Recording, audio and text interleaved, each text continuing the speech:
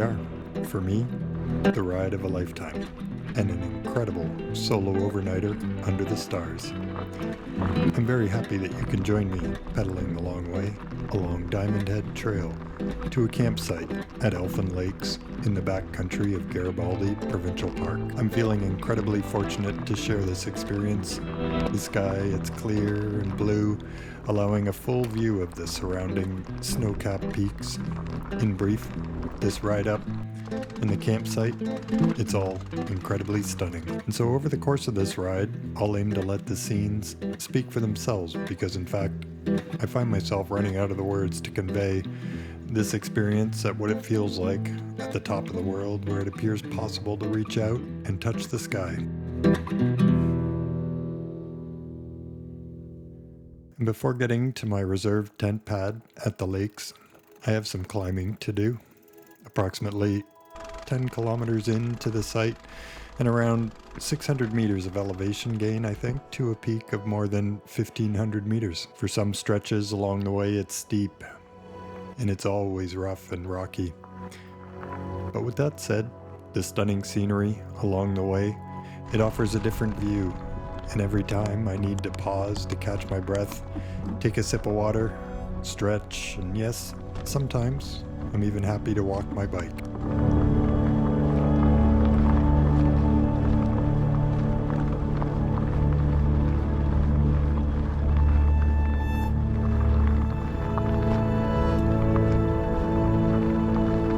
And about midway on the trail up, I pause at the Red Heather Shelter, a shelter that I guess is particularly important for those brave souls who come up here to ski in the winter, the snowshoers who come up in the deep, deep snow, because on a hot day like today, I'm happy to pause for a moment, take in the scenery, but there's certainly no need for the wood stove. For now, it's remarkable how even an outhouse can be a standout feature in this magnificent scenery. If ever there were a coffee table book of outhouses, this would have to be on the cover.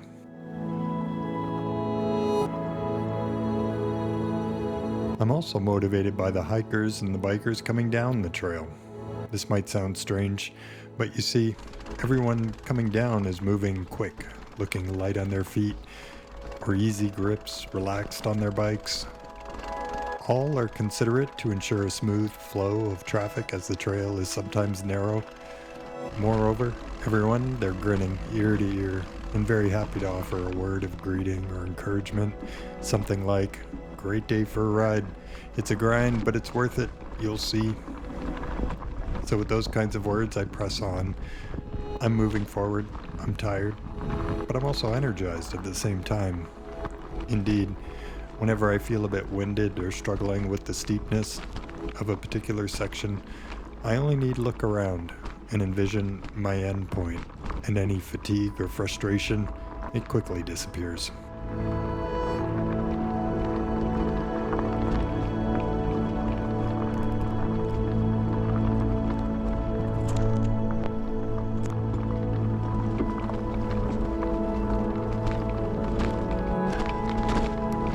And now, above the forests, the path continues to climb with a clear blue sky all around, and the snow-capped peaks, you can see them, including prominent peaks here and there, left and right, in fact all around. And every twist in the trail, the slight rise or a decline, it offers a new and engaging viewpoint. Seriously, the biggest risk at this point is to continue riding with due care as eyes are always drawn off the trail.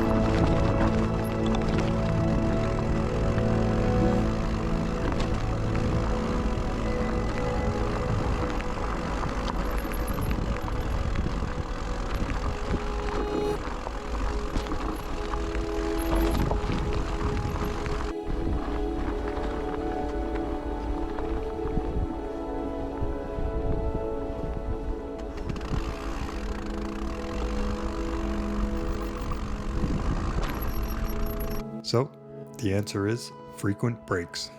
Sometimes, even a moment just to stretch can turn into an opportunity to take it all in. Along these paths, feeling close to the skies, this is where I start to lose the words. It's all truly indescribable. While continuing to climb, I start to feel a deep sense of gratitude. How on earth am I so fortunate? What did I do to have this opportunity? As I pause along the trail, a mountain biker on his way down stops to say hello. I remark to him that I'm pausing to ask myself, how did I get here? He responds by noting that, in fact, he asks himself these same questions every time he rides up. There is a point along the trail where it peaks in elevation. In fact, it's noticeable. Yahoo! The trail, it begins to unroll in front of me like a ribbon drawn out for long stretches over a gentle decline. So I'm happy at this point to let out a cheer, as I know now it's just an easy roll for the last few kilometers down to the campsite.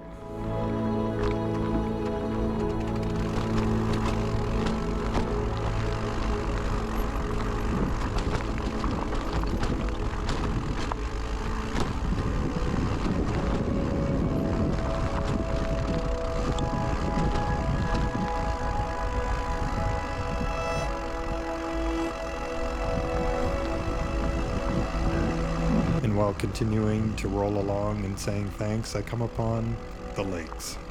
And what a scene as I crest the hill.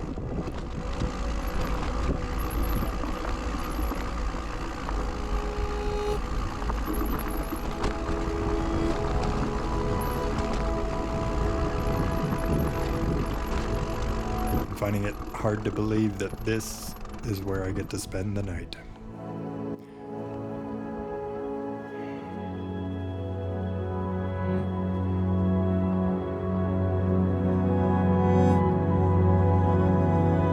Very fortunate.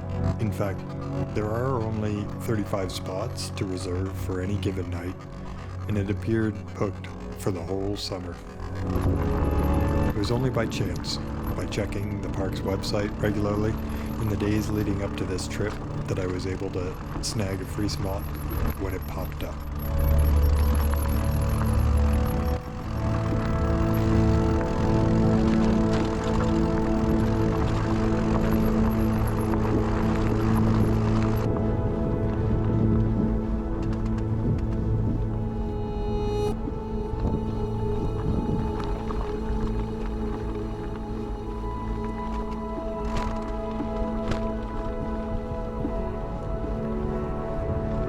I arrive at my tent pad and I'm torn between doing necessary and mundane things like boiling water, setting up camp, versus just kicking back, relaxing. Regardless, at this point, necessary includes getting into the lake. It's incredibly refreshing after the long climb up in the hot sun.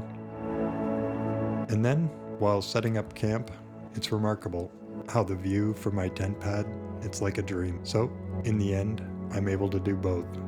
Prepare my meal, eat dinner, sip coffee, all while enjoying the incredible mountain scenery. The site, it's in fact quite well managed. Clearly roped off areas and signs to keep on the paths, don't step off the tent pad. As well, there are bear hangs available to hoist up your food bags for the night. Of course, nobody wants any unwanted visitors.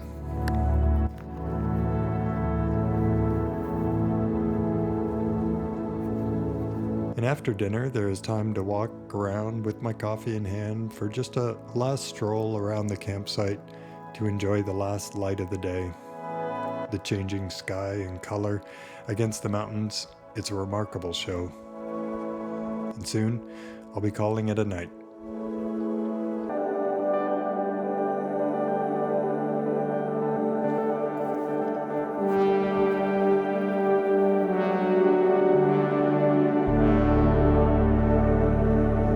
It wasn't all just a dream. I'm truly waking up to a sunrise over mountain peaks.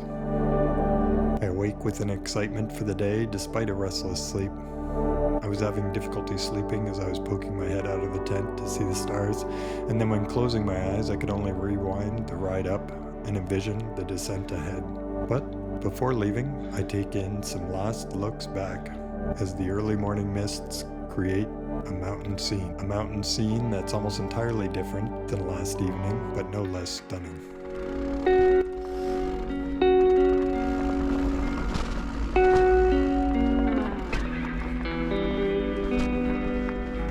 And on to the ride down. It was a long way up yesterday, so I've been looking forward to this since starting out yesterday. Like the people I encountered coming down, now it's my turn. I get to descend with a big smile, enjoying the thrill while reflecting on all that I've been so very fortunate to experience. So the morning, it's quick. Pack up. I'll save the coffee and breakfast for later. Leave no trace kind of site with signs along the way that if it doesn't grow here, it doesn't go here. It's the kind of place where I feel it easy to just get onto the ride down.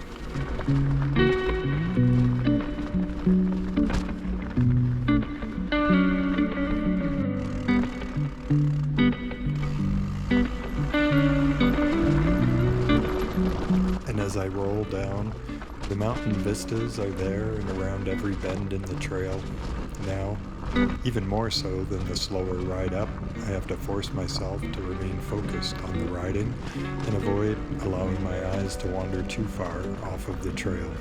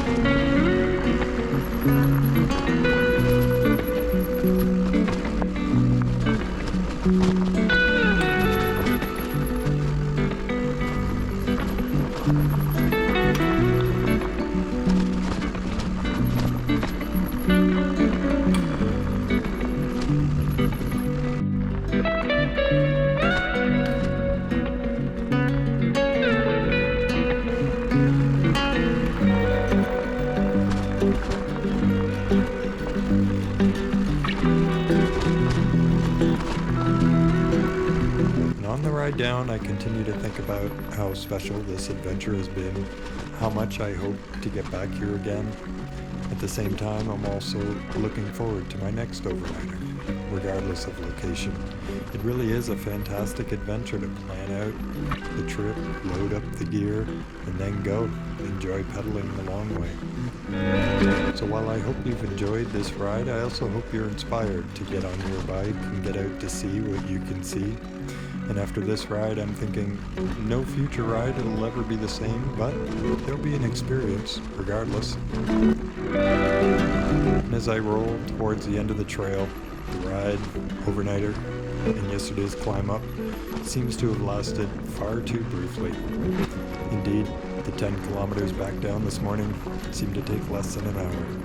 And all the sights that I encountered yesterday, the waterfall, the shelter, the outhouse, it all rolls by in what feels like the quick playback of a video in reverse. I'm so thankful to have had this one opportunity for such an incredible experience. I'm hoping that you've enjoyed the ride. Please leave me a comment about your favorite part. Clicking like, subscribing, it's always greatly appreciated. Thanks for watching.